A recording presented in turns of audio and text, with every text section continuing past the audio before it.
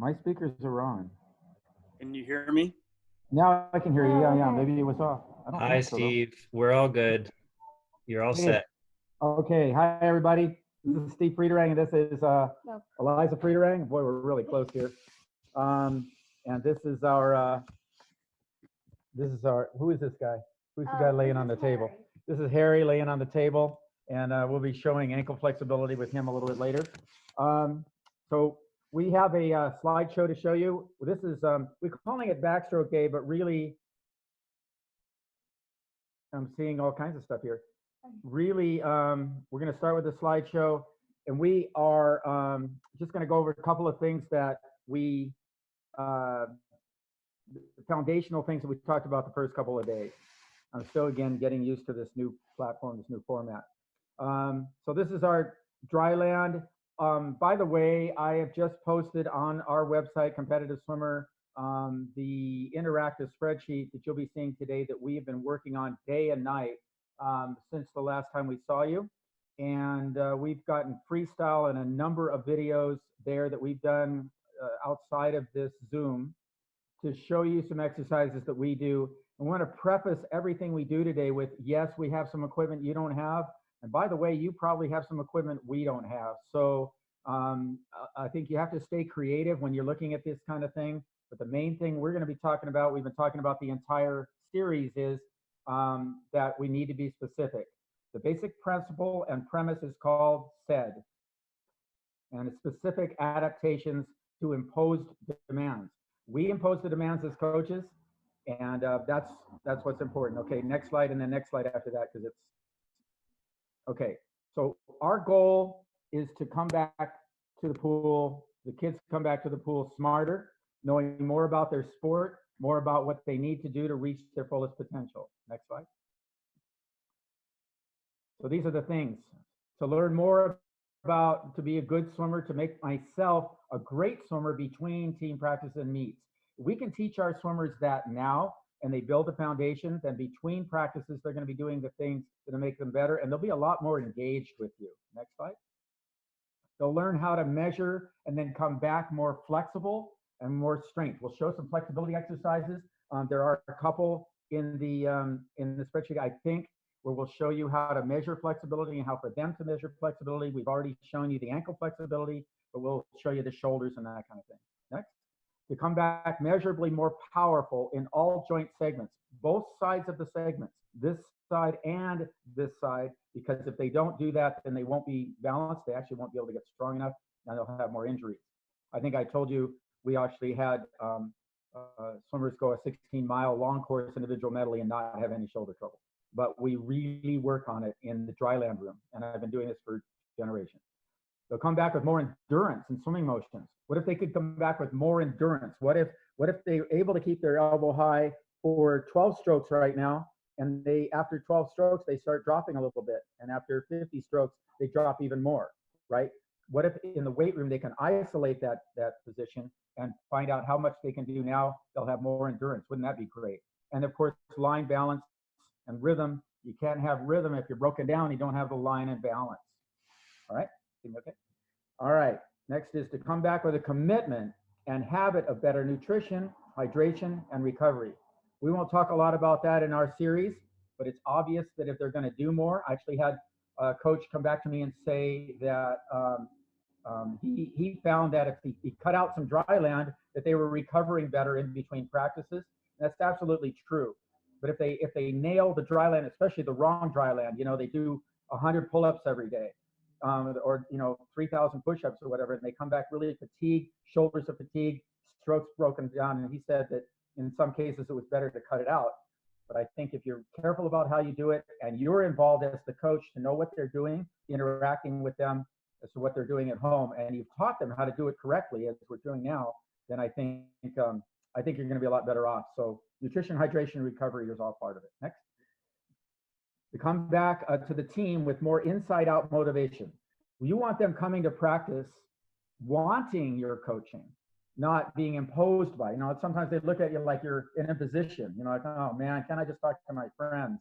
And you're giving them hard things to do, but you're giving them hard things to do. If you give somebody a hard thing to do and they have a high goal, they're they're really easy to work with. If they don't have a high goal, they're not. And to inspire their teammates and their coach and everyone else around them to keep the faith and maintain my purpose in reaching my goals. I remember reading about a college swimmer, Dave Wharton, who would do 1,000 sit-ups in between practices at USC on his own, and he was inspirational to everyone else around him, obviously team captain, that kind of thing. And that kind of person can be really inspiring. Not saying that sit-ups work. And then to do this no matter what. And of course, we're in a no matter what sort of situation right now, where we can't even get in the water, but we can still reach our goals. All right. So I brought this up the first time about how cross training doesn't work as well as we wished it did. But also we talked about how we have such great potential for our swimmers to do better than we're kind of an immature sport, whereas running isn't. So here's running. So you see this is the 400-meter run. Now the 400-meter run is more like the 100 free, right? It's about the same amount of time, about the same time and everything. Look back in 1900, my screen has trouble seeing this, 1906, 1905, 47.8 for the 400-meter run. That was actually yards, 440 yards. And then way down in, look at when you get to 1963, Adolf Plummer, 44.8. And now look now, the world record is 43.03. Now go to the next slide. And this is swimming really hard for me to read, probably you guys too. But you can see the amount, just the sheer, even if you can't read this, the sheer amount, there you go, the sheer amount of world records set in freestyle in the same period of time from about 1905, when the world record was 105, that's a little too big, 105 in the 100 free, right, for meters. And then Duke Hanamoko, if you've been to Hawaii, you've seen him, 100.4. And you start to see it progress to 54 and et cetera. But look at the huge amount of time drop, 51. Now go ahead and look at what it is now. And by the way, if you look at, go ahead and move the screen to the right, because this is only 25 people. A little bit more to the right. Try to get the world record right now, Bridger, if you could. That's the next.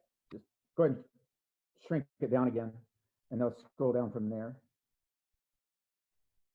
And everybody probably knows the world record now. I got people in the way of mine, but 46.9, and they set that in Rome in 2009. Now everybody knows that to get some of these records, especially the last three people, you can see that they got these records with the I used to call them the cheating suits, where they might as well be wearing, I used to call them the kayak suits, where they're riding high on the water. The girls still have a lot of that going for them and wearing the larger suits.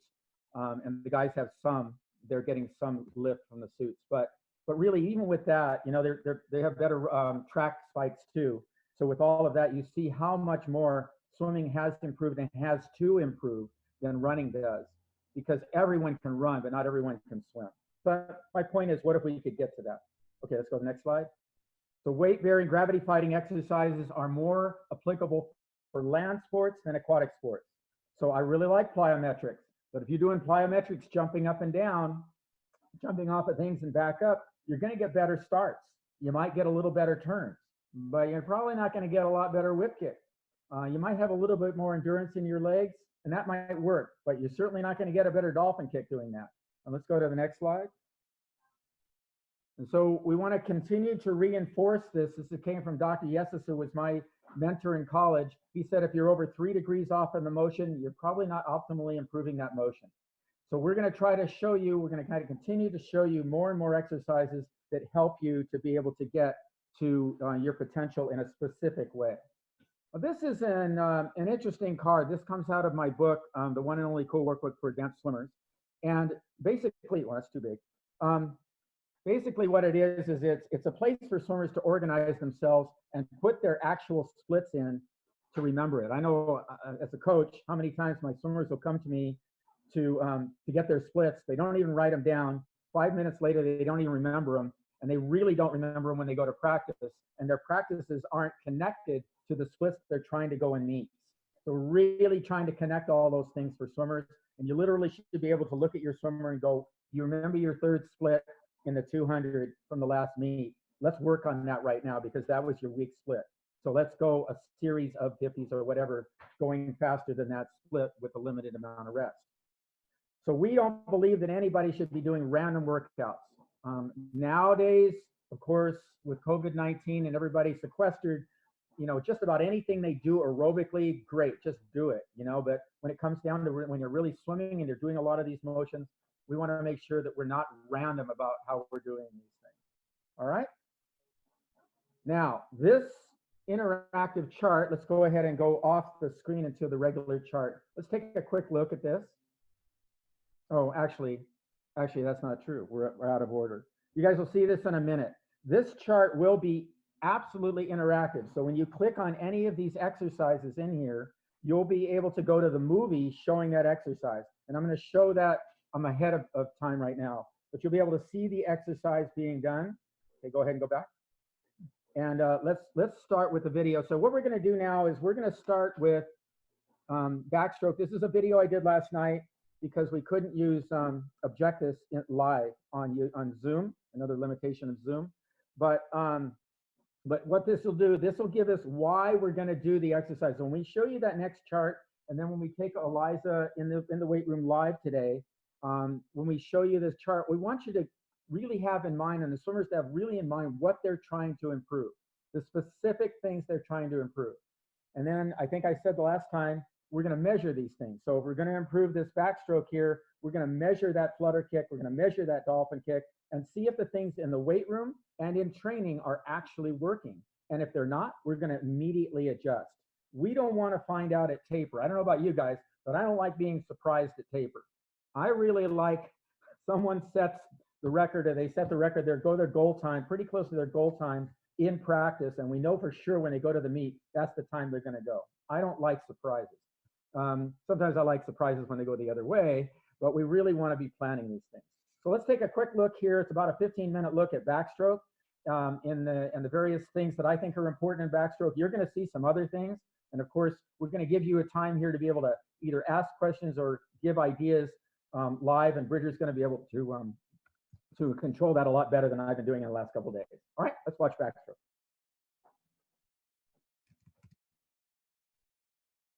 I've ever seen, and I think you probably agree.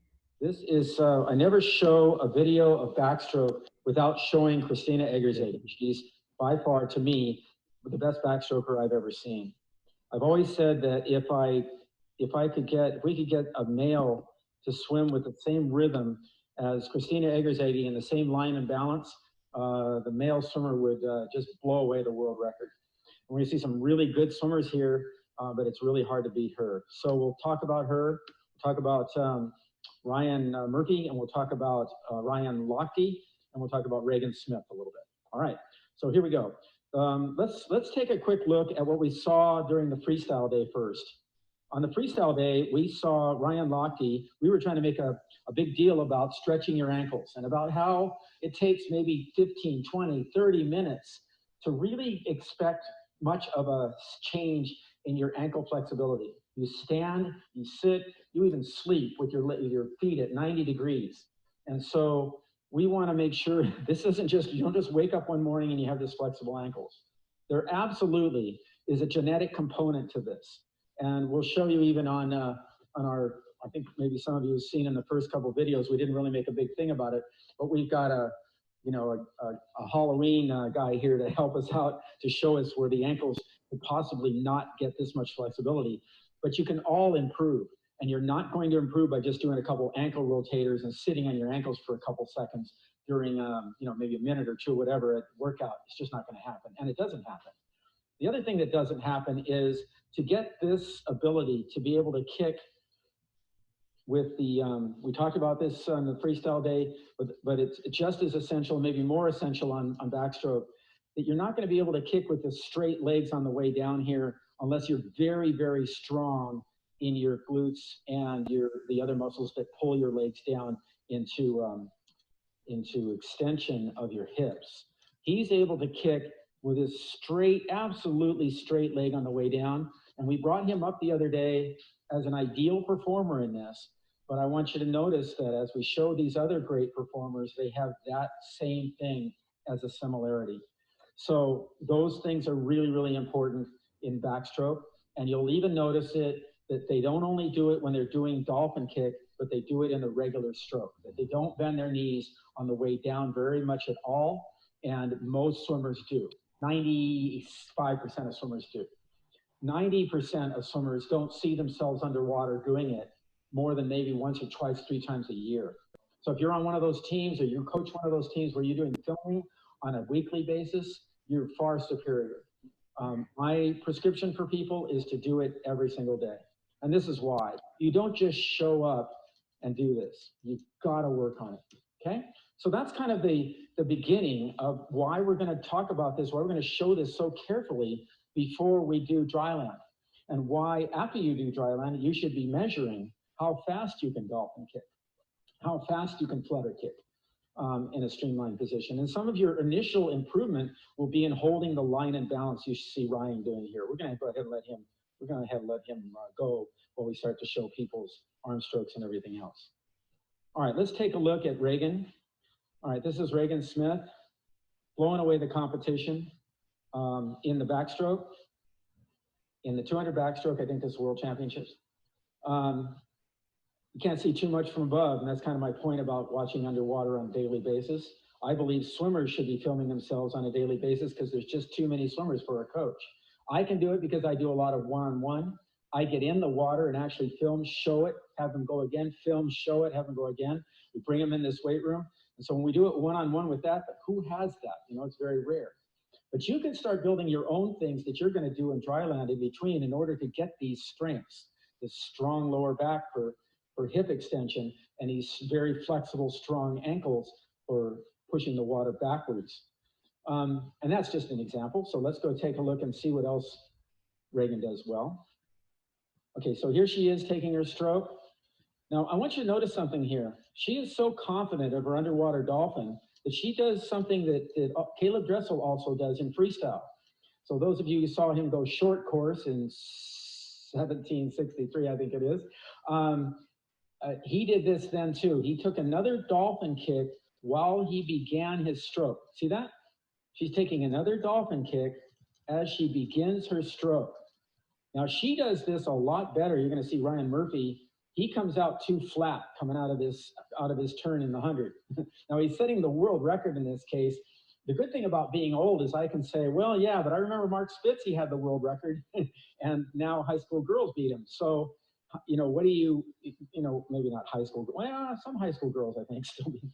But it's pretty, you know, we can't just go, okay, well, you set the world record, you must be perfect. The good thing about that too is if you're one of these swimmers or you're a coach and you're wondering, gosh, you know, what's it going to take for me to have a great perfect stroke?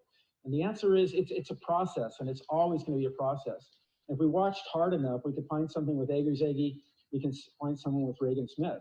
And but anyway, let's watch her rotation here. It's really, really outstanding. Anyway, this other Ryan's kind of bugging me a little bit. Let's go ahead and go from frame to frame. Let's go back again. We don't get her underwater the whole way. Let's roll her backwards. Now I want you to ask yourself a couple questions here when it comes to Dryland. How much does her arm stroke look like a pull-up? Watch this. It doesn't look like a pull-up. That's not a pull-up. You wouldn't keep your elbow this high in a pull-up. I don't know anybody who can do a pull-up like that. I shouldn't say that. Actually, I took a gymnastics analysis class when I was in college, and there were a couple of people that were probably this strong. They couldn't swim, but they could certainly do this motion. Not with one arm though. And so she's keeping her elbow high, just like high on freestyle, except upside down. Her elbow is still not past her eye. Her elbow is still not past her eye. And now it will start to push backwards. So let's back that up again. This motion is not something that's going to come to you automatically by just taking swimming laps.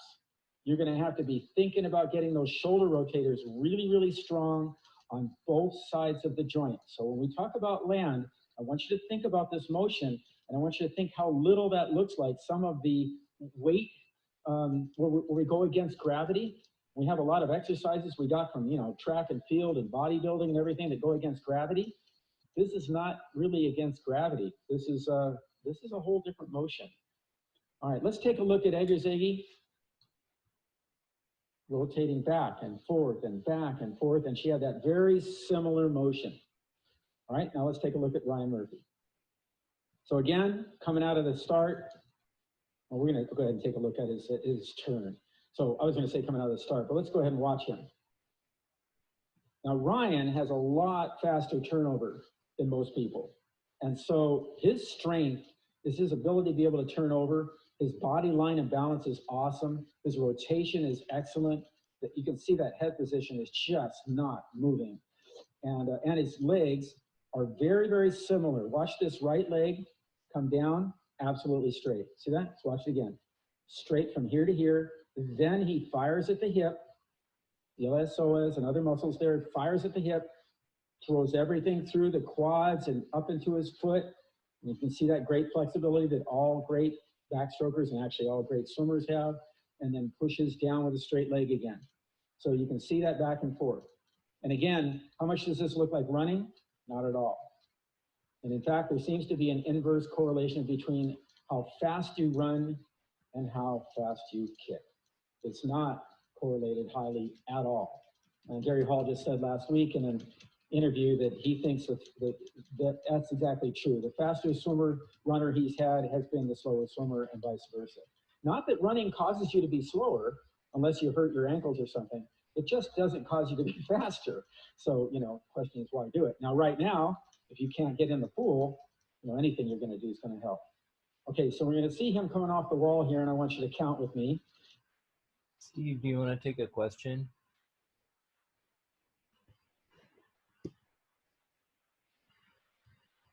Steve? Go, coming off the wall, good push, good streamline, outstanding, good streamline, an outstanding streamline. We like to see the top of the ears with the bicep. So he's dolphin kicking once, twice, straight legs on the way down, lead with the hip, 3 times, straight legs, hip, drives it, 4 times, 5, 6, 7, 8. Now, here's where he makes.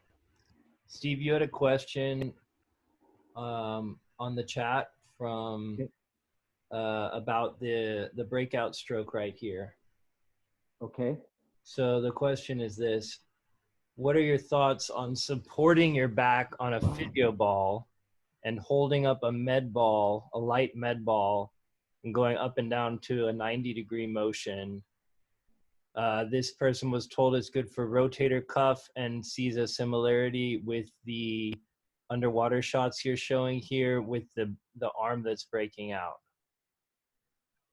So, yeah, and here's yes, at first it seems like that's a really good idea. And I think it's a really good core exercise to be moving something with your arm while you're on a physio ball, holding your core in position. It's a really tough thing to do, and it's very, very similar to what you're going to need to do in the water.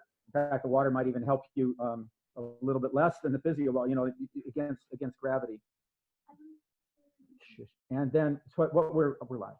So, but here's the problem. Okay, now you've got that. Now picture yourself vertical with the physio ball. I don't know if you can see me. Vertical with the physio ball.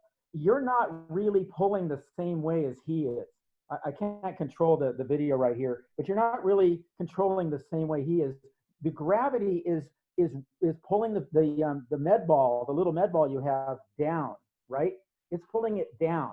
Whereas when he's swimming, he's pushing back toward his feet.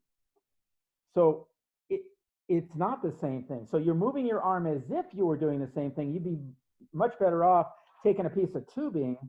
And Bridger, can they see me okay? Yes. Okay, good. Picture a piece of tubing, attach that to the wall and do the same thing. Then you're pulling in a lot more the same direction. Okay, so and of course we would use isokinetics so that they were adapting to us the whole way. And but since it's not, you might want to move closer and farther away from the wall as you do that exercise. I like that idea, and that will still work. But I just don't think you can do it with a weight-bearing exercise with the gravity pulling down on you on the ball. Does that make sense? Yeah, with bands. Vasset trainer? No. Now wait, it depends on the basset trainer. It's a good question. Bridger, should I answer this, or what should I? Sure, go for it. Okay, so someone said, would basset trainer be better than, and then they stopped.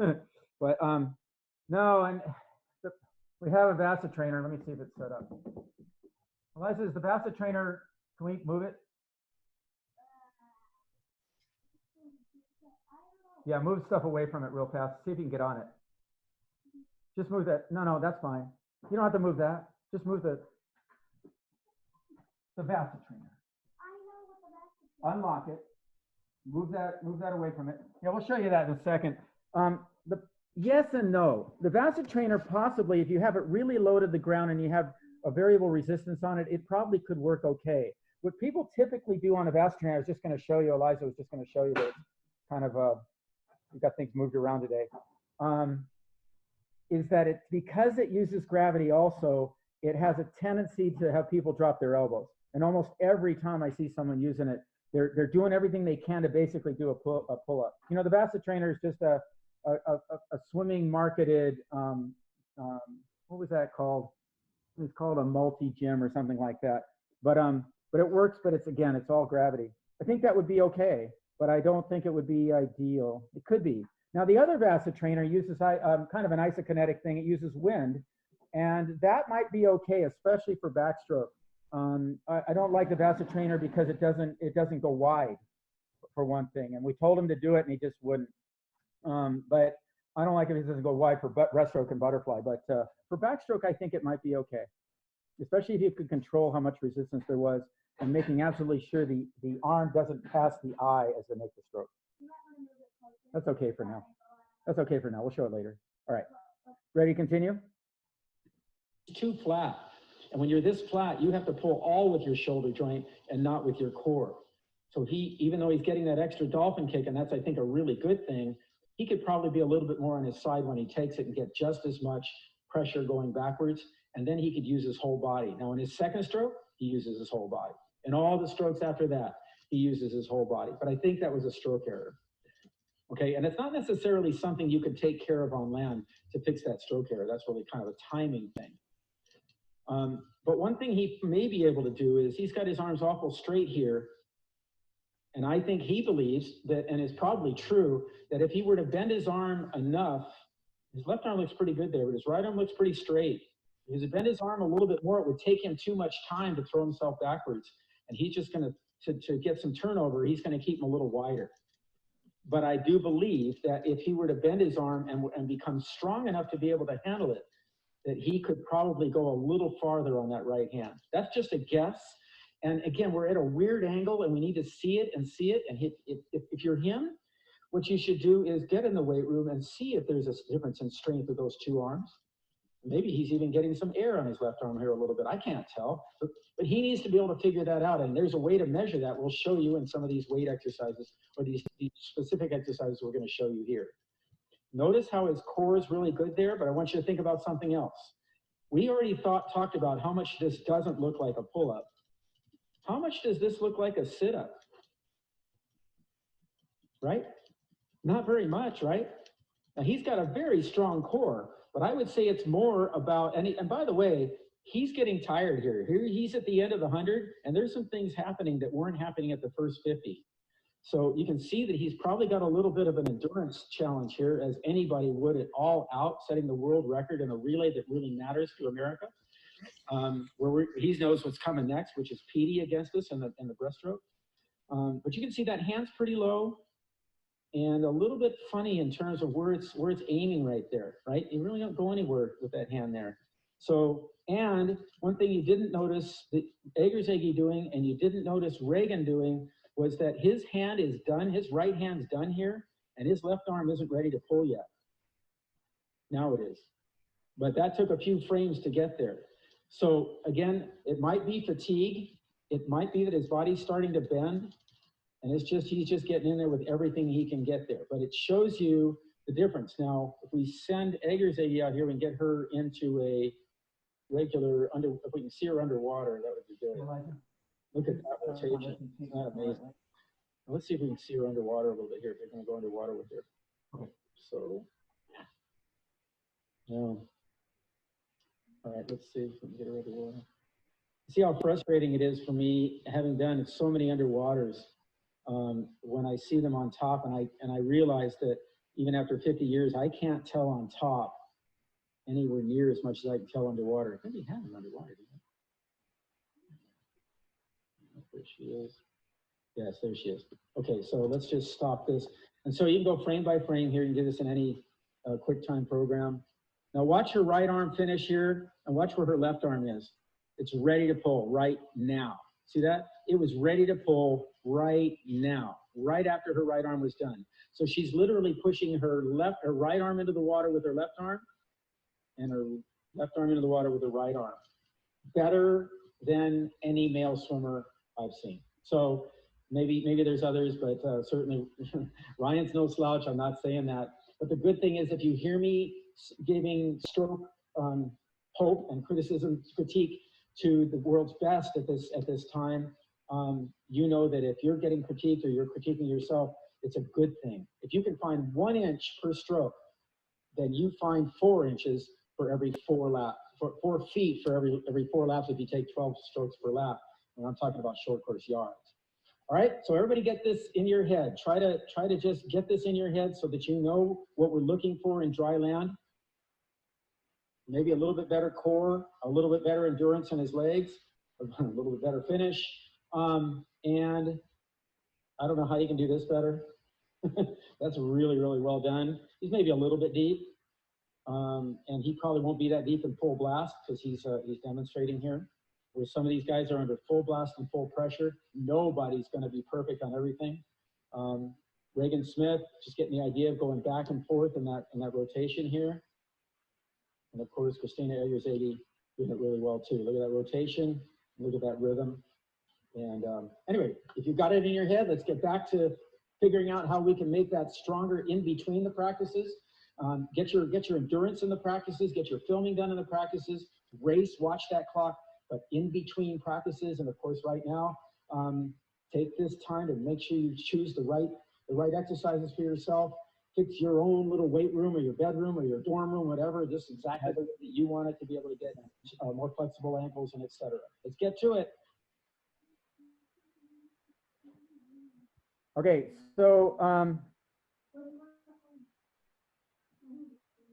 Bridget to everyone. He's overreaching. His left arm is left to compensate for the strength of the right. Okay. So agreed. That is why I got away from Vasa. I saw a lot of dropped elbows. Somebody said that. I agree. And I think there's another problem with it. Let's again, we use the Vasa, but we use it to teach people that have trouble figuring out that their arm needs to stay in one place and their body needs to go over their arm. Great swimmers all do that in all the strokes, where their hand will not move compared to their body. Their body will move over their hand. Poor swimmers, they tend to their hand goes past their body. And no matter how great you are, you're going to have some slip.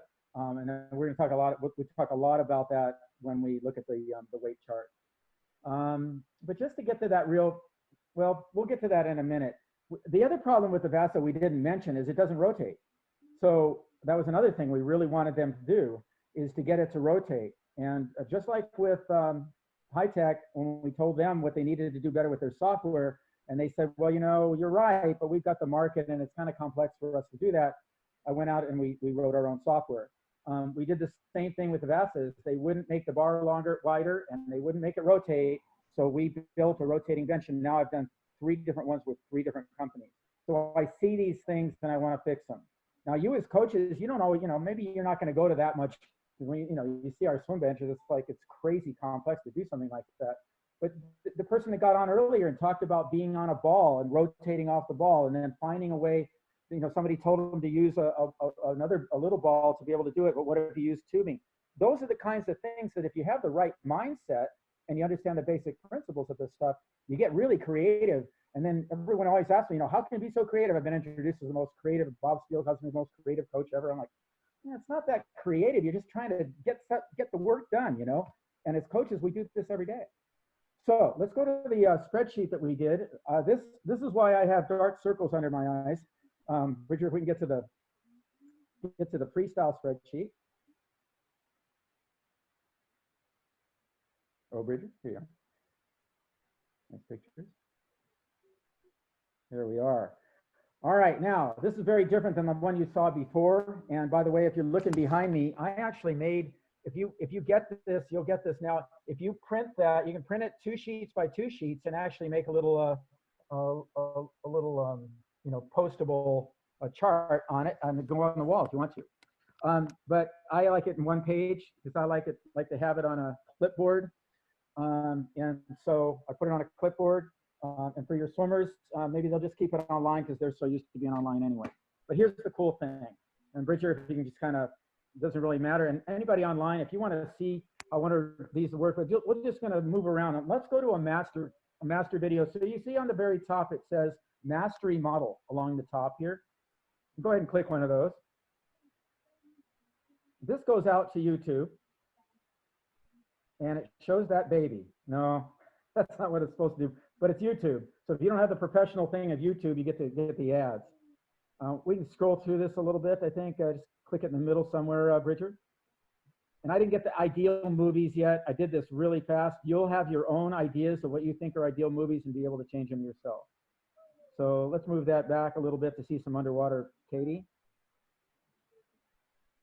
There it is. Okay, good. Click.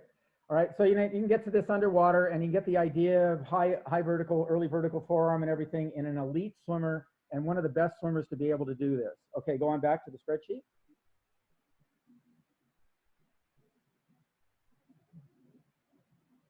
Okay, so you get the idea. So every one of these pace and training, connection, I'm making it, connection, catch, early vertical forearm, pitch change. We can kind of scroll through these without clicking them. That'd be great. Just kind of scroll the, yep, there you go. A little bit, there you go. Shoulder rotation, proper reaching. We didn't show any videos for that yet, but we will. And what we can do that. And then all of these will be connected to weight room exercises. So there's balance, the hip rotation, which again is really hard to do even on my bench. It was designed so the upper body rotates, but not the lower. So we have to figure out how to do that. And you can see there's no movies on that yet, but we will show those. So it's not done yet. Go ahead and scroll up a little bit. And let's just give people an idea of a couple of exercises here. Anywhere in there is fine. Just click. Yep. And so you'll see people doing, there's a locked in early vertical forearm exercise off of an isokinetic. But again, as you're watching this, you're getting creative and you're thinking, what can I do to do that without having an isokinetic? Or do I call Steve up and get an isokinetic device like that? Because we'll sell it to you. But from here to here, you know, what can you do and lock your elbow so that people don't keep doing this? We have people that are doing it off the fence, for example, and they're pulling with their whole arm off the fence, and that's just not freestyle. That's freestyle. And the same thing with backstroke. They could be straight, and that wouldn't be you want it to rotate. Okay, so let's show a little rotation exercise here. Go ahead, Liza. And from there to there, and she's throwing it to a trampoline. And then there's another movie in here where she throws it to me, and we throw it back and forth. Or she can throw it against the wall. Everybody knows med balls are a pretty cool thing. But again, you know, you have the problem of she's getting momentum, and so through the last part of her momentum, she's really not getting as much in the core as we hoped she would. So she'd be better off with maybe not always, but you know, the other thing to do it with a band or do it with isokinetics and that kind of thing. All right. And then when she gets to the pool, she has a better idea of how her core should be. So you get the idea. There are movies all throughout this book, and then we will take some more videos today for backstroke specific. But because they're both vertical axis strokes, you're going to see a lot of similarities between the freestyle and the backstroke. So we wanted to show you that today.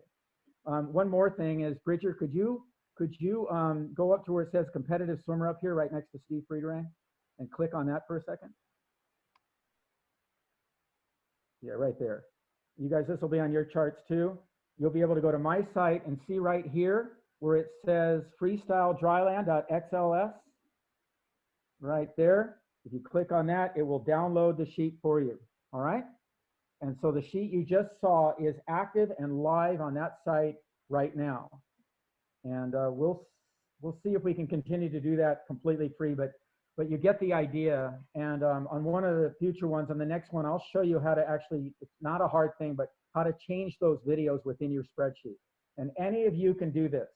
So, I mean, I wanted something where every one of you could do this instead of just me, because I'm going to have different ideas. I'm going to have different equipment, different swimmers. I literally change quite often as to something creative or something somebody needs that I can't get it in their head. So we will. We were at a camp one time and I built a thing from the first day to the second day. This one kid wouldn't keep his elbow straight on the recovery for backstroke. And he was just driving me crazy. And I go, do you know who you're messing with? So the next day I came back with a strap that went around his elbow and he couldn't bend it. And he says, who are you? Well, I'm me. And so now you guys are all deputized or whatever. You're probably, many of you better at it than I am. All right, so Bridget, where are we? I think we come to let's answer some questions here. Once a person says they have them lay on their back and just work the finish of the stroke. I agree. I think that's a good idea. But again, you don't want to do it as much on their back, any more on their back than you need to. So let's show a couple things real fast. Somebody brought up the VASA. Eliza, go ahead and lay on your back on VASA. Grab the handles and, yep, lay on your back. We don't usually do this, so she's like on your back. You got it? So it's a little uncomfortable. All right, so we're gonna, thank God it broke a little bit today. California's been raining and raining and raining. It's not in the news, but it kept everybody indoors, which is pretty good. We have a pretty low COVID rate relative to the amount of people we have. We only have like 40 million people in California. I think that's what it is. Okay, go ahead and lay down.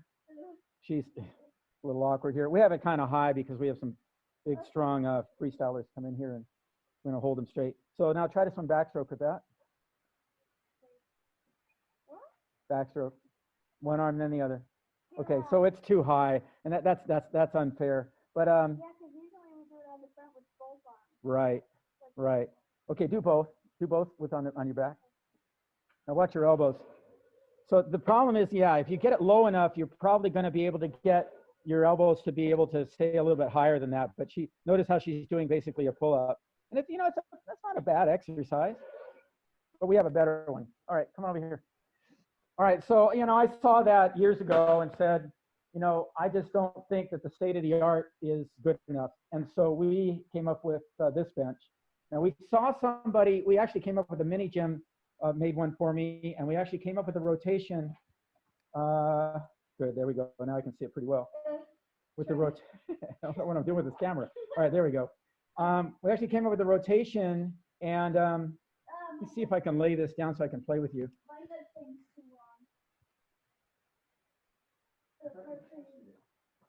All right. Oh, I got it. All right, that's not enough. We're not showing you good enough. All right. So you want to keep those elbows high because we just said you couldn't do it with the other one. All right. Here we go. Did you set? Oh, good. All right. Let's try it. Now, this bench was designed. It's not something you can necessarily do at home, but it was designed so that she's got something on her head to hold her head. It was designed so that it rotates. So you go ahead and rotate. So she's rotating. How are we seeing? How are we doing? Let's see if I can lay this down. There we go. So that, let me get out of your way. She can rotate back and forth. She's locked in at the feet, although not very well. She's locked in at the feet. When they first designed this was a kayak company, and they thought they would get into the swimming business. So they copied without talking to me, they copied my rotation, but they got it wrong. And they only had like one thing at the back, and so you just fell on your back. And I said, you're gonna get lawsuits. They sent one to me. They said, change whatever you can. We changed like 30 something different things, and they were really good about it. So we appreciate Swim Fast, and they don't make them anymore, or at least not so far. They said they might make them again, but go ahead. So now, the other thing we did was, maybe these guys can see, and you can do this at home. If you clean up your garage, you can put a mirror, wherever you're doing, a mirror on the ceiling. So let's see if we can see with the mirror. I don't know, I'm not doing a very good job. There we go. Now, this is a weird camera to do this. So you can see her, she can see herself, and she's making some mistakes. So let's go ahead and coach her. That's fine. And I'll just coach her in real time. And now Bob Steele did this with a rotating, they rotated the whole bench and he strapped him in. So the whole bench rotated, but then there was no torque. So, it's you can't get it perfect. So we'll get close as you can. Perfect is in the water. Okay, just your left hand now. Rotate to your left. Yep, yep. And bend your elbow. Watch the mirror. Keep your head still. Good. There you go. And now push. Push here. The water's going to be here, right? Don't lift it up. Ready? Push. And she's not quite strong. She's almost strong enough. Then she. It's hard because the head part moves with the. That's all right. Go ahead. Push. Okay. Push right here. Good. There you go. Yes. All right. Okay. Right arm. Let's get moving. Good. Push. Once you get it moving, you know it's easy. Yeah. Okay. Go ahead. So this is a flywheel. It's not ideal, but it's pretty good. It's used as a flywheel. Once she gets moving, there is a little bit more. Yeah, hear it? You can actually hear it, guys. Okay. Now, just as someone said, we can just work on the back sweep. So stop right there. Back it up. The other thing she can see here, because she's got a mirror, is whether or not she's pushing one hand into the other hand. Okay. And that's what we saw that Ryan wasn't very good at. And then Ryan's really good, but there's a part in his stroke where there's nothing going on. And he has such great legs, he probably thinks there is something going on. So we're going to be showing you probably on Monday our new velocity meter that you're going to be able to hook up to your swimmer when they get back in the water and be able to tell everywhere in their stroke where there's a slowdown. When we find that, then we bring that back to the weight room and we improve just that part. So let's pretend she's weaker. We think she's weaker here. So let's pretend she's weaker from here to here. So she's just going to go from here to here. Again, here to here. Again, here to here. Again, rotate here to here. Again, see how she wants to drop her elbow? So we're going to stop her from doing that. Push. I know it. She's ticklish. Push from here to here. You get the idea. All right? Steve, what are some modifications that people can make with a basic bench if they don't have the equipment and the resources to do the full scale modifications that you have? What are some more basic things they can do? That's a great question. All right, Eliza, could we? Where's the Halo bench? I'll put it somewhere. I need to unclamp my leg. Oh, dear. Okay, go. Okay, we can be quick. Okay, great question. And so let's take a regular bench. Now this is a Halo. This is actually built for swimming, but it doesn't matter. Go ahead and lay down in there on your back. Yeah, it's nice and warm. Lay down. All right. So let me see. Bridger, how am I doing? Can they see the bench? Yes. No, all right, go ahead. Let me do it. Now make sure I'm on the video. Okay. It's a little bright out here. But Oh wow, glary, can't see you. All right, here we go. Okay. All right, now I'm going to hold on with my left hand, and I'm just going to go on my side here. So I want to be more on my side, so I'm going to roll off the bench like this, right in this position, okay? So now picture I've got a band coming from my car, or from whatever. I've got a band on me, and I can just press and go through that. Now I'm not going to get the rhythm there because I'm going to fall on my tailbone if I do that, but just one arm at a time, and I'm going through this motion. I would have a mirror right there, you know, you can picture a mirror so that I could see it. My neck. And I would just pull from there to make sure I wasn't dropping my elbow and going all the laps. We want to use the rotators. And guys, that's another thing you want to think about is you want to make sure that your swimmers are feeling the muscles that they're supposed to be feeling when they're doing the exercise. If you ask them, are you feeling your glutes? On the kicker we showed you the other day, are you feeling your glutes? Because if they're not feeling their glutes, they're not pushing down with a straight leg. They're just letting gravity work for them, just like they would if they were just doing a kick like this, right? So you ask them, are you feeling your glutes? You tell them that's when you do the spreadsheet or whatever, feel your glutes, feel the lower part of your back and feel that for you. Okay, so, and it's the same thing on here. If you're on your side and you're pulling a band, but you're really not feeling, you're feeling your lats instead of your glutes, well, that's not going to help you in the water. So I'd have a mirror here, and then you can just do this halfway. You can do this all the way. You can do it the other half of the way. So again, you want to, because of the band, you know, the problem with rubber is it's really easy out here. You might push the bench back farther and just do the front half, or you put the bench back farther and just do the back half because it's easier or whatever. But you can, you know, you teach them to feel it, and again, teach them why they're doing it, and they're going to be more likely to do the harder of the choices because it is much easier to drop your elbow even in the water. Right? Steve, you said not to feel it in your lats, and the question that was put is, when in the stroke do you actually use your lats? You will be using your lats. The point is not to just feel your lats, okay? Yeah, your lats are gonna be engaged when you're doing that motion. Your chest is gonna be engaged when you're doing that motion too. Again, a big old muscle. But if you think about what your chest does, it moves your medially, moves your arm closer to you. And again, that's part of the stroke, but we wanna make sure that we get the part of the stroke, unfortunately or fortunately, the shoulder rotator is extremely important in the first half of the stroke, but you will feel your lats. But if they only feel their lats, they probably have too much resistance and they're probably dropping their elbow. And they're going to be surprised in the water that they don't get the front part, back this up, the front part of the stroke from here to here. They won't get that because this is not a lat movement. If you do this right now, this is at home, if you feel this right now, you won't feel your lats. But if you grab something heavy or you lead with your elbow, you will feel them. So good question.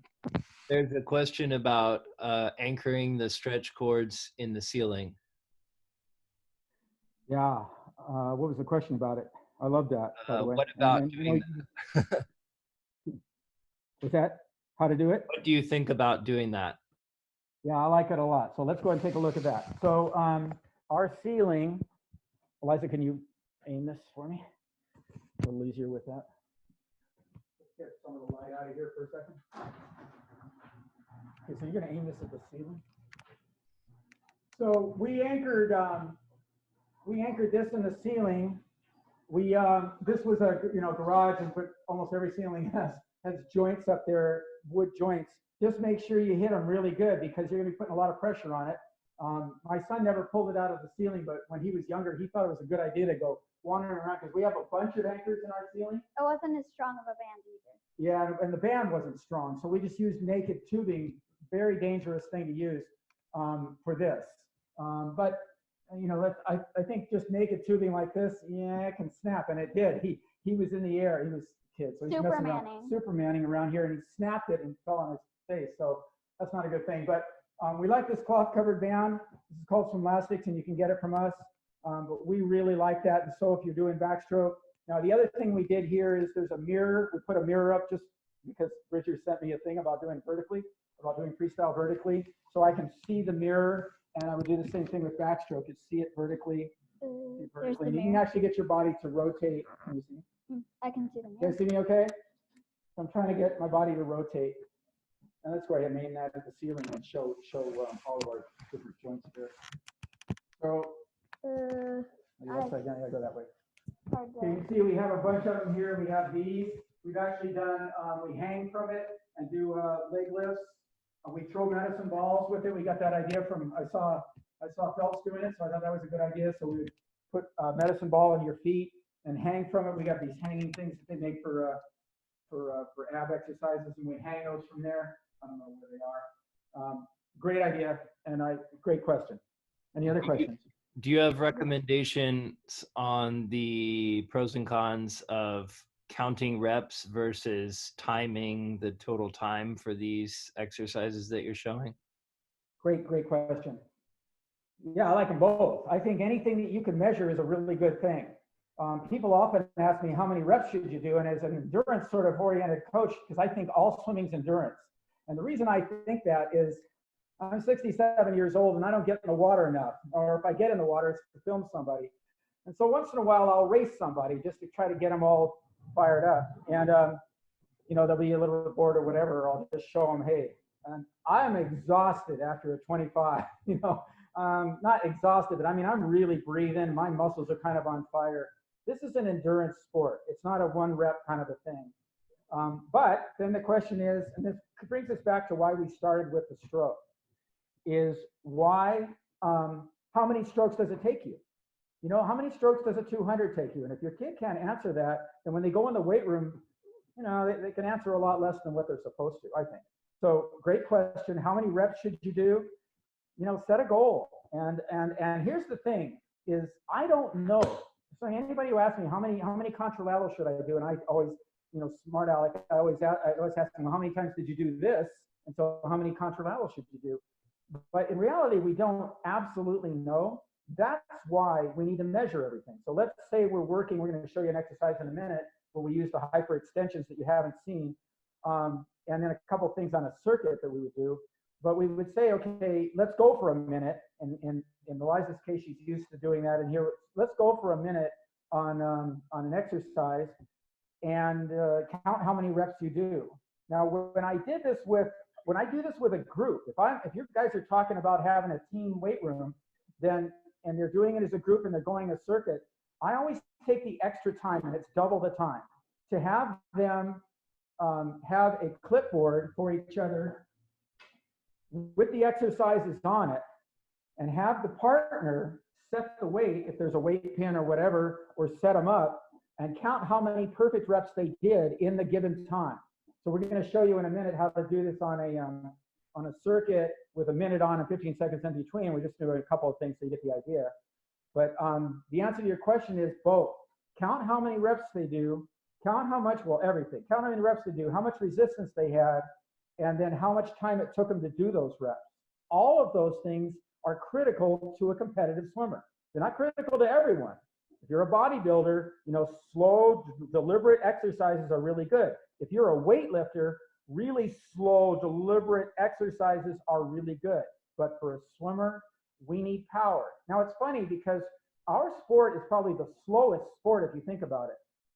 I don't know if you know this, so you learn this in biomechanics school. When people hit a baseball, if you get a fast enough video, it's faster than your camcorder can do it, but when you get ultra fast video, the ball actually flattens out to about that big, and the bat actually bends about this far. Everything happens so fast, almost less than the blink of an eye, that you do not keep your eye on the ball, which I learned really late in my baseball career. You keep your eye on the pitcher, because the ball comes 24/100ths of a second. So our sport, relative to that, is a relatively slow, deliberate sport. However, if you do it too slowly, and back to your question, if you do too little reps in a given period of time, you may actually slow down, because your fast twitch B fibers will actually turn into slow twitch fibers, which gives you better endurance. But if you're trying to go faster, and it depends on your goal. If you're trying to go faster in 150 free, you don't want to go slow, deliberate reps, except in the beginning of the season when you're just kind of getting used to doing the exercise correctly. Hopefully that makes sense. And then bottom line too is I don't know for sure. So let's say you're trying to get better in the 25 free and you're not getting better in the 25 free, and you've been doing your weights religiously, you might want to take a look at how you're doing your weights and if there's something better you can do. Maybe faster, more powerful, or something like that. Hopefully that answers your question without completely answering the question. What do you think? One more question was, when the swimmers get back in the water, if they continue to do these same dryland exercises, do you worry about overuse? Yeah, actually, it's a complex question, a complex answer. I worry when they don't do things dryland. We're going to have them, we as athletes, we're going to do 1 million of these. We should be, even if it's a recreational workout and you're going for an hour a day, you're doing 1 million of these. If you get any water at all, your potential for overuse, just doing this on air, just doing this for a half an hour, that's overuse, right? I mean, by the definition of it. So a lot of the exercises we're showing in here, and a lot of the exercises that they should be doing in between, are to counter those things. Eliza, could you make sure you're So we showed you this last time, but she's going to do, yeah, just reverse arm wrestle. We call this reverse arm wrestle. So we want her doing this in the weight room or with tubing. Right, this is with an isokinetic. Relax, thanks, good. Or with tubing or whatever. We want her working on the other side of her hip joint. If she's been kicking down a lot, we want her working up, not just for stroke, but to have balance in her hip joint. Because if she doesn't have balance in her hip joint, she's going to have hip problems. There's a lot of whip kick. She's going to have to work on her leg curls in order to make sure we don't want her using her biceps femoris when she's kicking, but she's going to be using her quads, and she's probably going to use her biceps femoris the wrong way, but she needs to balance that. So the reality is they should be doing more in between, the more they're doing swimming. So we would go, and my teams, we always went 3 days a week in the weight room together on a circuit.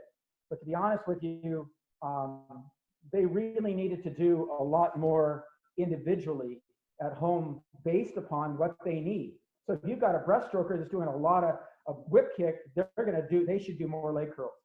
If you've got a butterflyer that's doing a lot of underwater and really good underwater, they could actually end up problems with their lower back.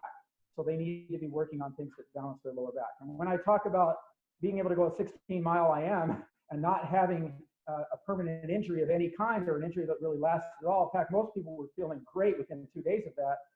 We did it on a Saturday. We're back on Monday morning, and people were really moving. It was kind of funny how fast we opened up the intervals, and we didn't do any aerobic work that day. We opened up the intervals, and some people were actually hitting lifetime best times, which always makes me wonder about our training.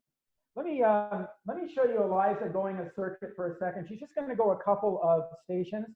I want you to get used to, just kind of used to what we have set up here for ourselves, that you could set up for yourselves. Go ahead and start that. Yeah, we'll let that thing go in. Right, I got you. All right, so we've got this is called a circuit trainer. Denise used to sell it, but they don't anymore. But you can get this on your cell phones if you're doing stuff at home or whatever, teaching your swimmers to do it. Go ahead and get in there. Yeah, go ahead and lock in there. So she's going to start with a reverse motion on the isokinetic. This could easily be done with a lot of other different ways, but including tubing. So we're gonna set this for 15 seconds on, 60 seconds, 15 seconds in between. Oh, you got 15 seconds to start. 15 seconds in between exercises, 60 seconds in working out, and then deep is 30 seconds, which is helpful in this exercise because I have to switch angles. Yeah, she's going to switch back and forth. This one's a little bit more complex because she's going to go from front to back. We'll show you. Okay, so she's got the first 15 seconds kind of here to get, and I'll see if I've got you. There we go. There we go. I think I got you. Okay, so she's locked in with a simple ankle strap. We sell those. We make these things. So you can see where she's firing. More in the right pants for us to see that the muscles that are working.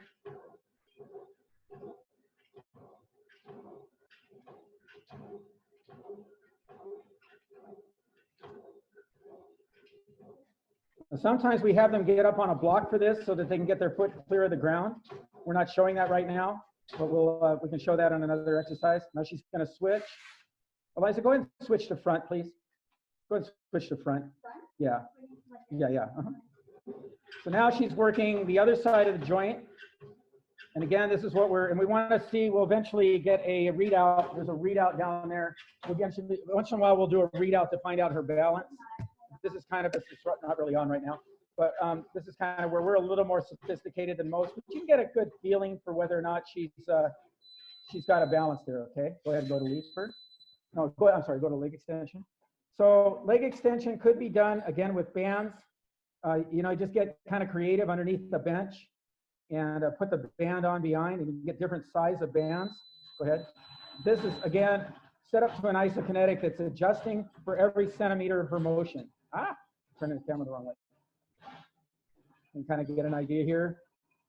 This is, by the way, not one of my favorite exercises. It's a good exercise and we do it, but if we feel like they've got any knee problems at all, we don't really like the way that the bands of her knee are rubbing along her knee joint.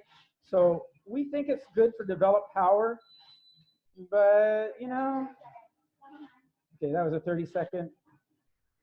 Okay, go ahead and set yourself up on the leaper. So this is our favorite exercise. It's a $4,500 machine, and we are blessed to have it. But this is to improve her starts and turns, and we'll talk more about this on the start and turn days. And it's hard to match this because it's going to be isokinetic. There's no eccentric contraction, so there's nothing pushing down on her. All right, go on and up. We're faking it anyway. Go on up. Yep. All right, you got the readout going? Yeah. Okay. Go ahead and call your readout, please. 119, 102, 111. Forget about the.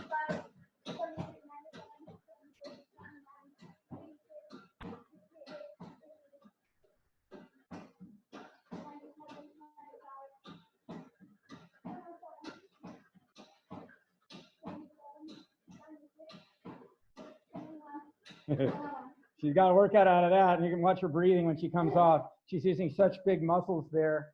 And so the next thing would be, go ahead and get on that one. Get on the next one. Yeah, go forward. So I'm going to try to set this up where I can talk to you a little bit more. Let's see. Yeah. So you're going to see her now with the pullover. There's a couple of ways we adapt this one. I've always loved this. She started this when she was so little that she I still need it. we had to put these things were made out of an old cat scratching post to boost her up there. Again, this is a rather difficult thing to have unless we got this on Craigslist. It's it's Ellington Darden's thing, which is a what do they call that thing? It wasn't called, yeah, it's Nautilus. It's a real Nautilus. That's right.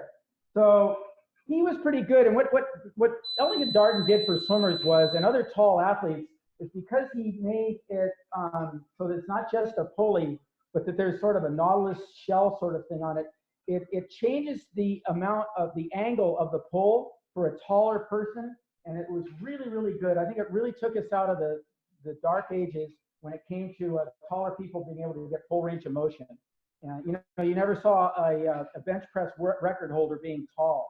Most of the bodybuilders were short, and he's really made that difference. But most of his machines I don't like as much. Okay, relax. Are you light enough that you can do this? Yeah. So, elbows high. Yep, and push down. And push all the way. Good, and up again. And push down. Head straight. And again. And push down. And relax. Okay, put the feet down.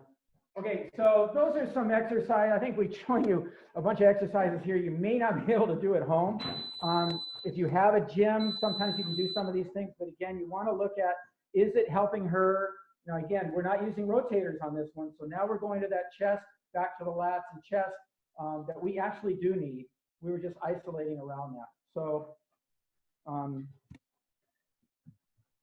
Bridger, should we take a couple of questions? A question came up actually right before you started the circuit. Okay. About the reverse arm wrestle. And it was about doing exercises like that with stretch cords between events at a meet. And if you had any thoughts on that. Yeah, that's too big. That one's too thick. Oh, here it is. Yeah, so she'll show you how to do that. All right, so let's just follow Eliza. You put it on there. I don't think it's going to move. It might. And the question was specifically about your thoughts about doing it at a swim meet between events. No, I wouldn't. I wouldn't stretch in between. I wouldn't stretch at the meet either. We found out, this is pretty recent for me. And I got to admit, I think most coaches, we have to admit that we get things wrong sometimes. We had a guy come in just this year to my university, Cal Baptist. Get that over. Okay, relax.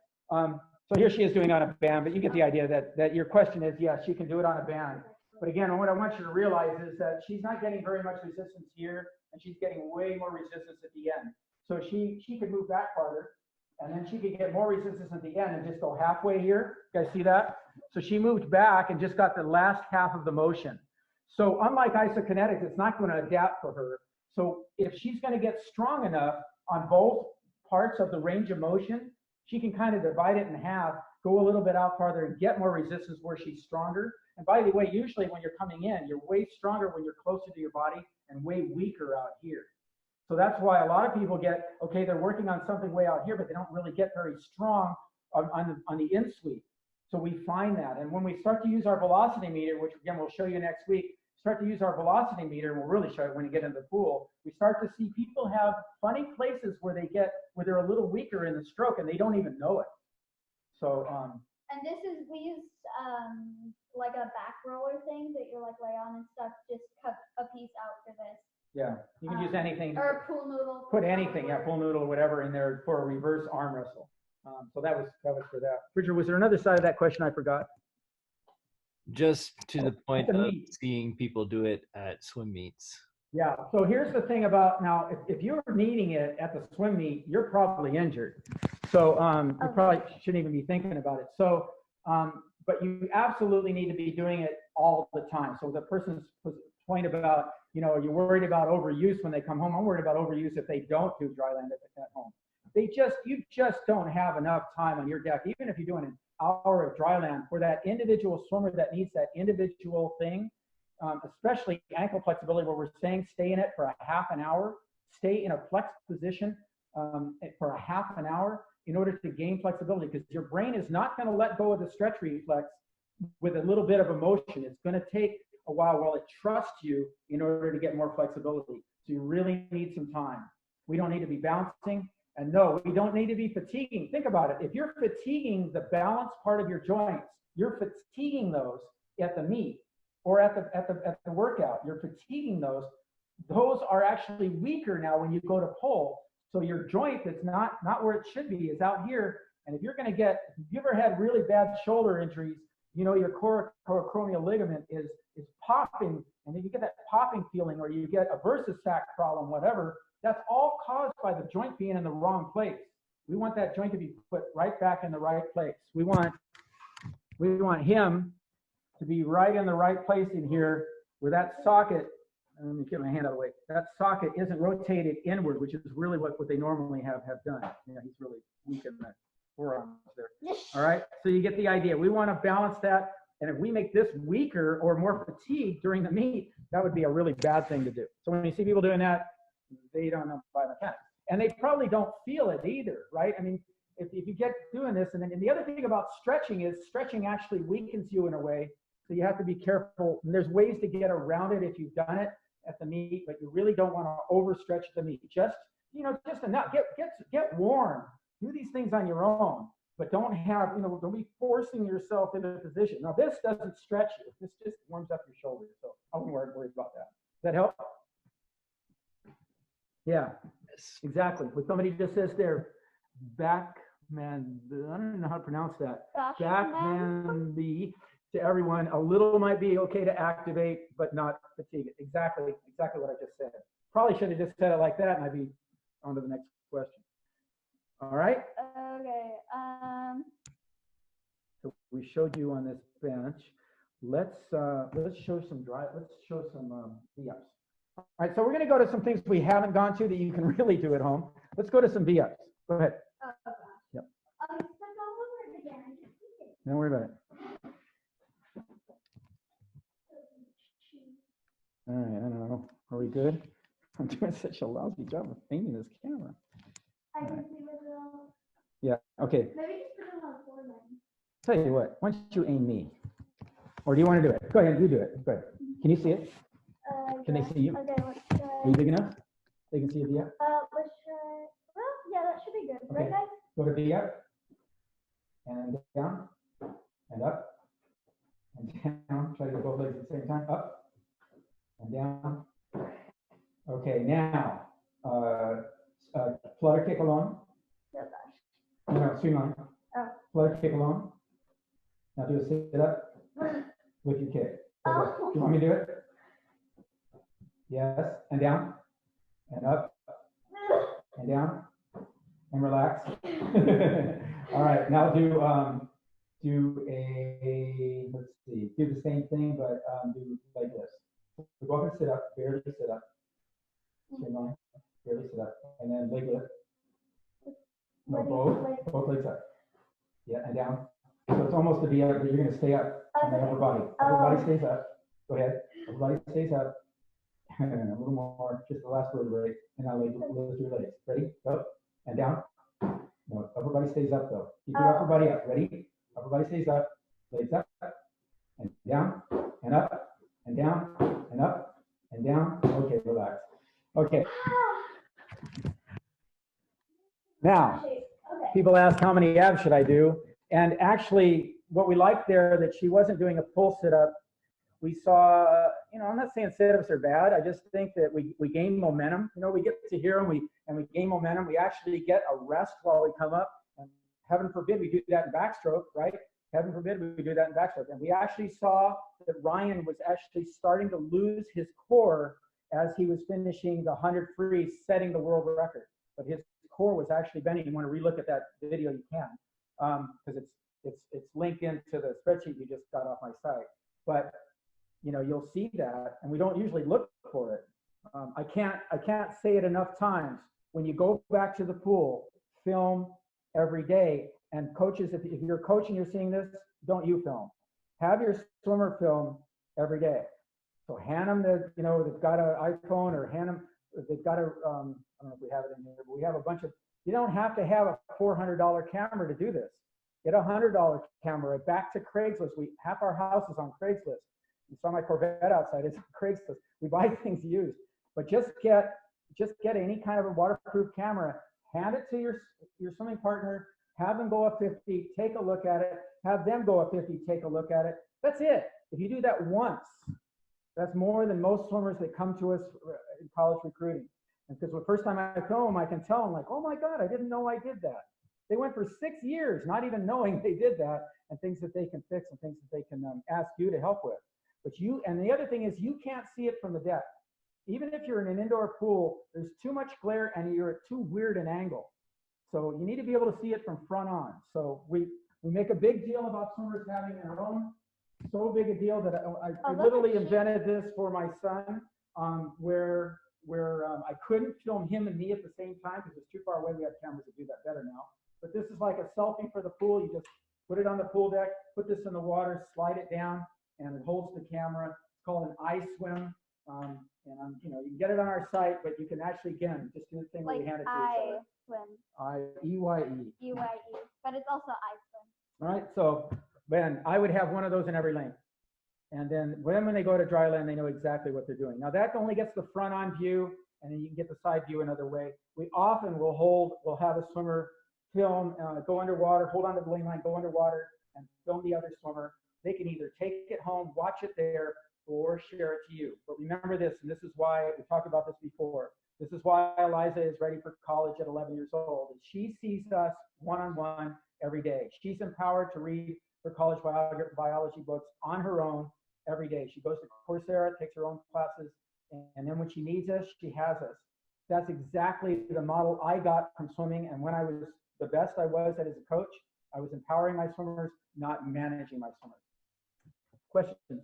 Oh, what did you say? No. Okay. Yeah, probably. So, any other questions? Do you guys want more floor exercises? Because we seem to have gotten lots of positive comments. Oh, yep, sure, yes. Yes. Okay. All right. My abs are going to be really bad at me tomorrow. All right, let's go. You guys have seen some of these, but that's why I'm trying to show the ones we haven't seen. But go ahead and go Superman. Lay down flat, arms in front. Yeah, we got stuff from a lot of different sports. So gymnastics, ready? Up, hold, down, up, hold, down, up, down. Okay, right arm up, left leg up, down, and reverse, and down. And let's see, hands up, flutter kick. Go, go, go, go, go, go, and down. Okay, so you guys get the idea. So also now, again, people are going to ask, how many should we do? And well, how long does it take to swim the 200 back? And that's kind of my answer to people is, okay, if you can't hold, let's go ahead and turn your back. And hands in streamline. And go up in as light a V up as you can. Just both are off the ground, but barely. And hold. If they can't hold this for the time it takes them to swim their longest backstroke event, just holding it with no resistance at all, and they can't hold this, then they need to do a lot more of it. And so they need to get to the point where, I mean, she's a pretty good, probably a pretty good 200 backstroker, but she's done, right? And so things are happening right now. Okay, stop, relax, and that are keeping her from doing it. Okay, let's go. Just flutter kick on your own. Keep them off the ground. Good. Want to keep those heels off the ground. Oh gosh. And again, she is not ready to race right now. I'm actually really hard in Streamline because I can feel like arching. Right. And the one negative thing, yeah, go ahead and put your hands down and put your hands underneath your back. Just enough, not to raise it, but now pull your abs down into your back. By the way, this is a subtle exercise. Go ahead and Go ahead and get your hands out of there. And let's move your shirt just a little. Move your shirt just a little. No, this way. Let's see your back. We need to see your back. Just your back. All right, a little more. All right, now pull your back into the mat. Get your hands out. We're trying to see. Pull your shirt up a little. Yes. Okay, get your hand out of the way. Pull your back into the mat, flat. Yes, and down. Again, and down. And everybody see that? It's a very subtle motion. All right? So she's using very subtle and very much relatively smaller muscles to do that. Again, and down. Go to streamline. Feet streamline. And do the same thing. And down. Again. Good. And down. And again, starting to feel fatigue a little bit. Yeah. You feel tighter, huh? Feel the abs? So the abs are activating here. Her lower back's activating. Her quadratus lumborum's activating. Her glutes are activating again. But there's not much movement. So again, I think it comes down to how much does the swimmer want to be good too? Because if they do this enough on their own, they really feel like they need it, they're going to do it a lot better.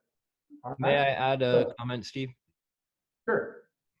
So some of the athletes just won't know how to make their body do that at first. So as a teaching tool, as a learning tool, they can put their knees up to help flatten the back, and then hold that flat back into the mat and hold it as you straighten your legs. So just putting the knees up first can help them learn. And Eliza, if you could go with your knees up and slowly lower them down together at the same time and hold the flat back, then they can learn to do it that way, since you're naturally talented or you've learned already in the past. But some swimmers will have great difficulty with that at first, so that's a learning tool. Very good. Thank you, Bridger. That was really good. Anybody else have a thing that they want to see? There was a question about shoulders. It says, do you have another reaching shoulder exercise, the weak point of the stroke?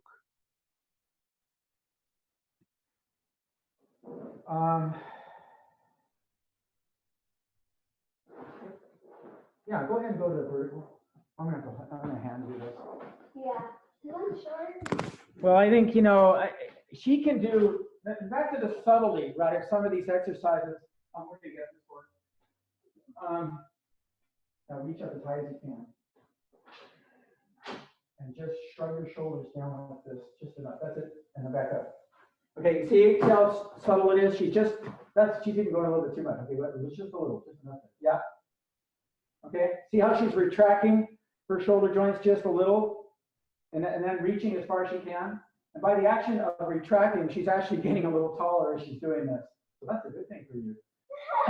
She's a body gymnast so far, so we haven't forced her into swimming. We wouldn't ever force her into swimming, but she's around swimming a lot.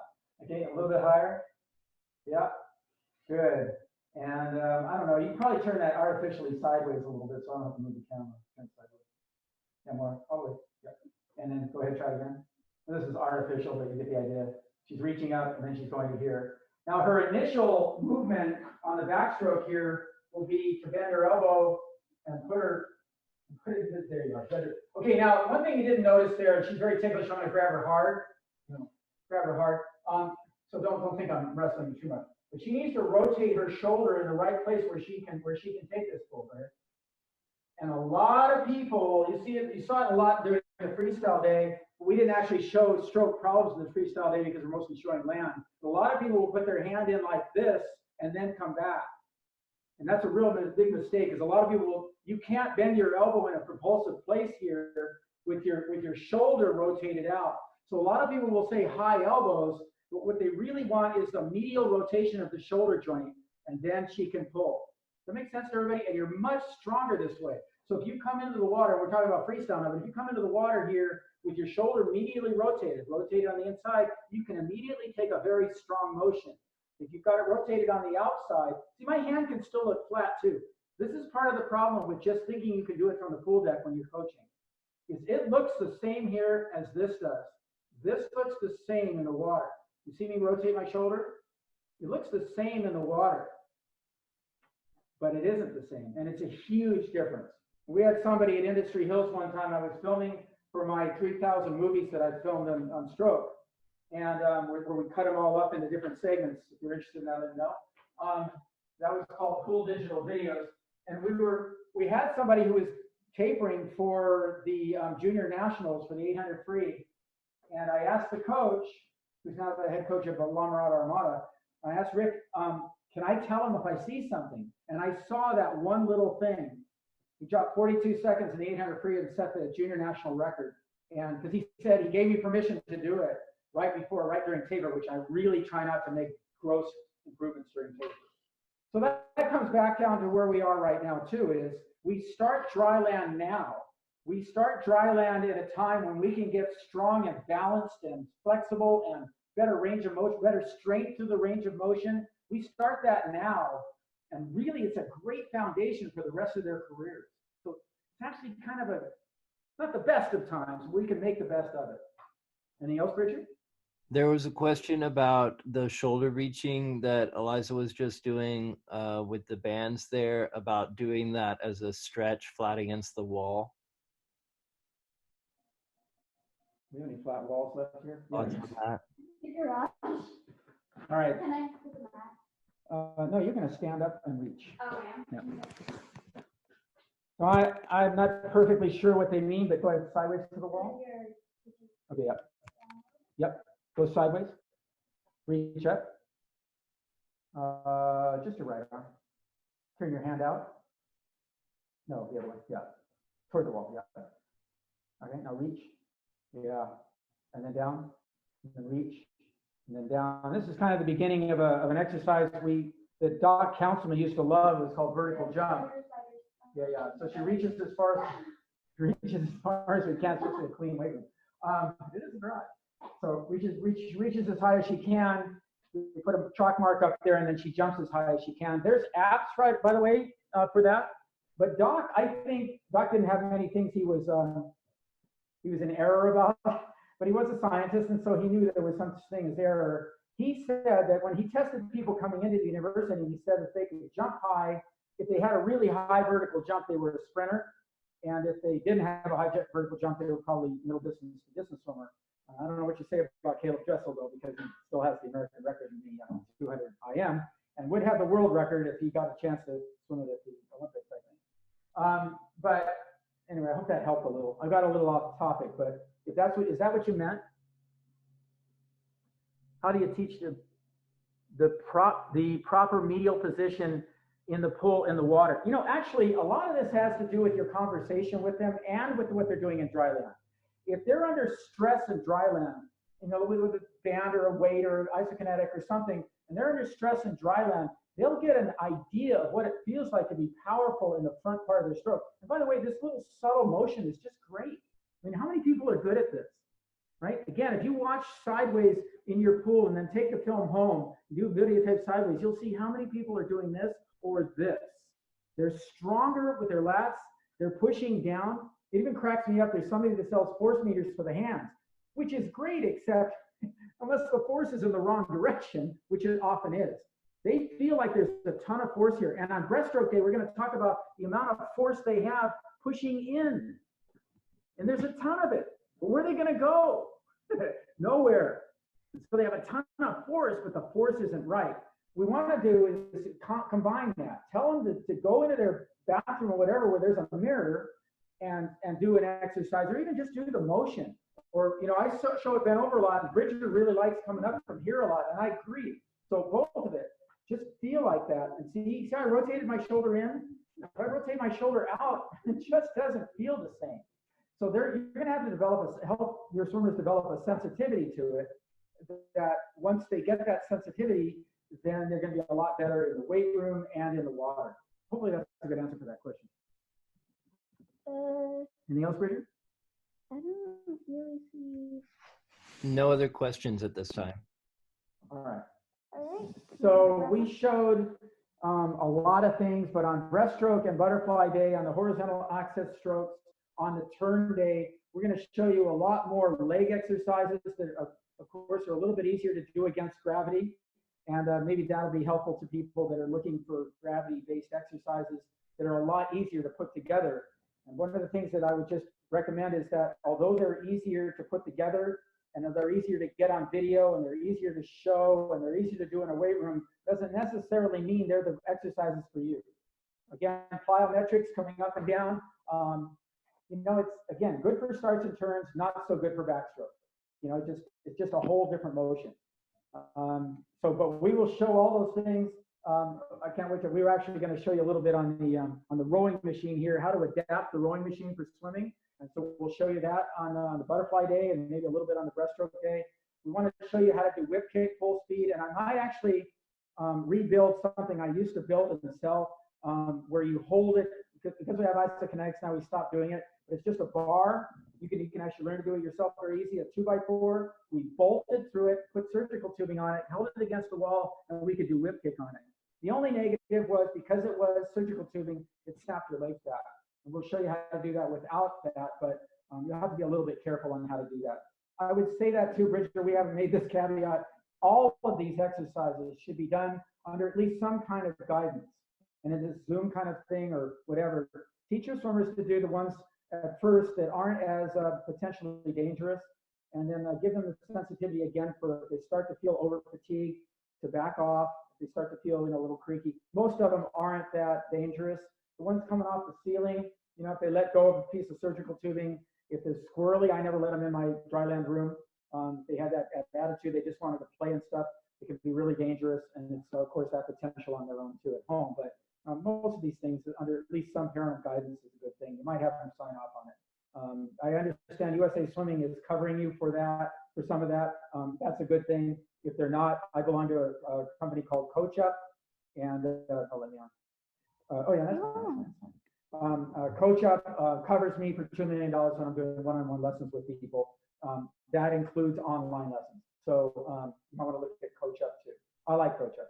Steve, there were a few questions, including one to me privately about, since you were talking about medial shoulder rotation, just to add clarity in terms of the hand entry and the initiation of the catch on freestyle, where the fingers are pointed, where the thumb is, where the palm is pointed, all of that. If you could just review the entry position and initiating the catch, where everything is oriented in terms of the bottom of the pool, fingers, palms, thumbs.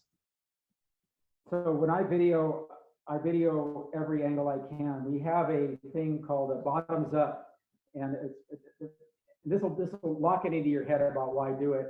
Is I got in touch with Michael Cavett, who everybody probably remembers lost to Millerad. They called it, you know, he was Michael here when he was in Irvine, and he lost the 100 fly to Michael Phelps, but he shouldn't have. And everyone was sure, including me, when I saw it, that, oh, Phelps finally lost one, and Michael Cavett would have been the one to do it. But Cavett looked up on his finish, planted his hands down, and actually lost the race because of it. So we came up with this thing called the bottoms up, and all it is a weighted tripod. We put any camera on it, put a camera on it, well, not any camera, any waterproof camera on it, and it looks up, and that's all it does. It's called bottoms up. That's the view. The bottoms up view is an awesome view to be able to tell whether or not their hand pitch is well done.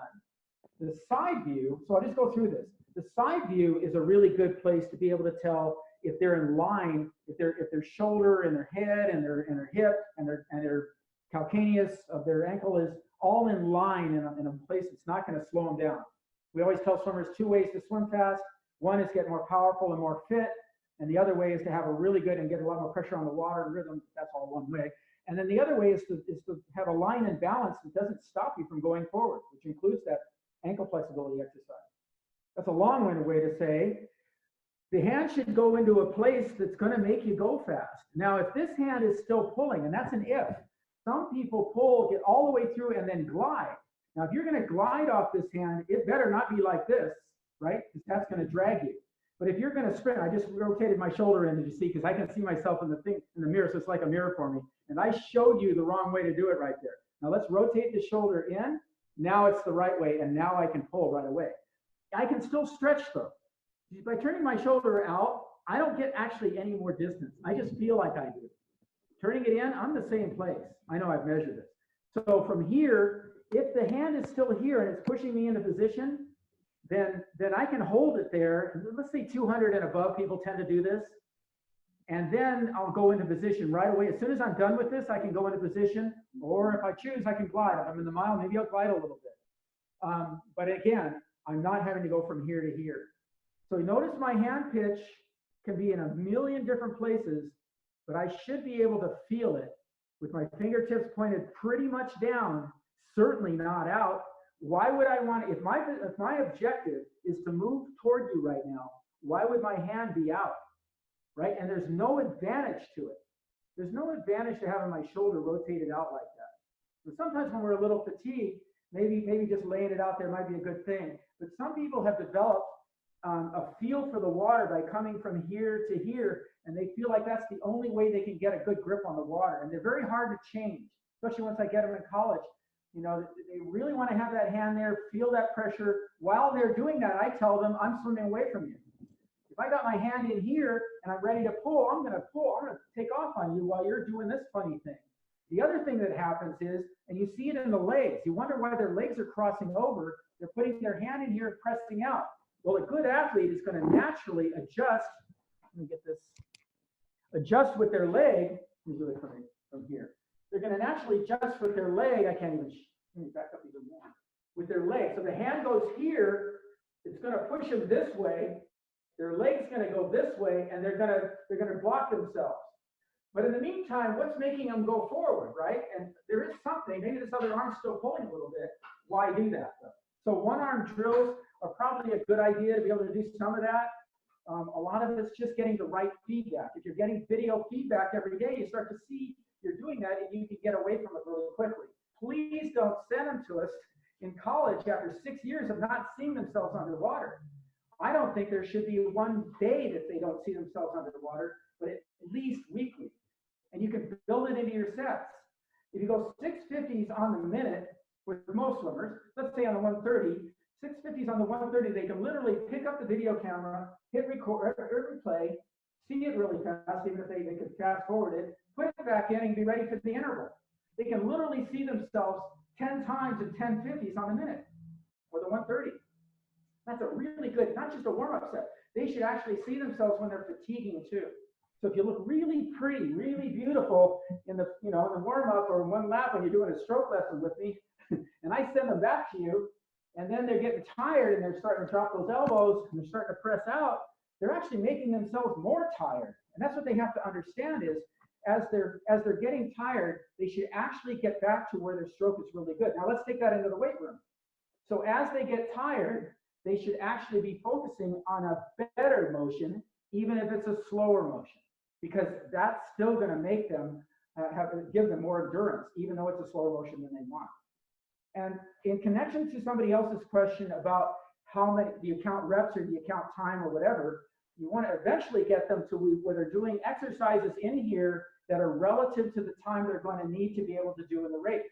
So if they're a 50 swimmer and they're going to take 24 strokes, they should be able to take 24 of whatever this is. Let's say we're just doing this part, 24 of these with progressively more resistance in exactly the same time, or the same resistance in less time. Does that make sense? Hopefully that helps. Yeah, that's great. Steve, there's a question about your private stroke analysis consultation services. Okay. How would one go about setting that up with you? Do you want to talk about the cost, or do you want to, how should they communicate with you about that? I'm kind of going, because I'm a busy guy. And so in Coach Up, and I encourage coaches that do one-on-one to charge professional fees for it.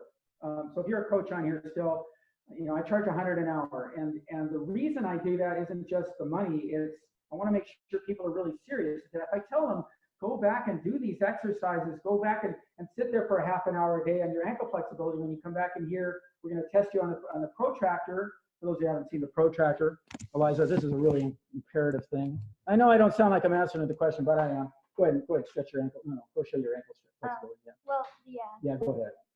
So, and we come back and we test your ankle flexibility, and you haven't done squat, then you're not, I can't charge you enough. On the other hand, I work with a lot of people that love swimming. And so, so that, as far as price goes, that's how that goes. If they love swimming, then you're about a 170 now. This little stretching thing you've been doing is actually working.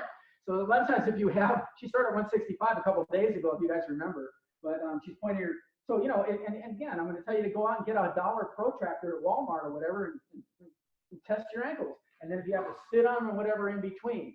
So thank you for the question.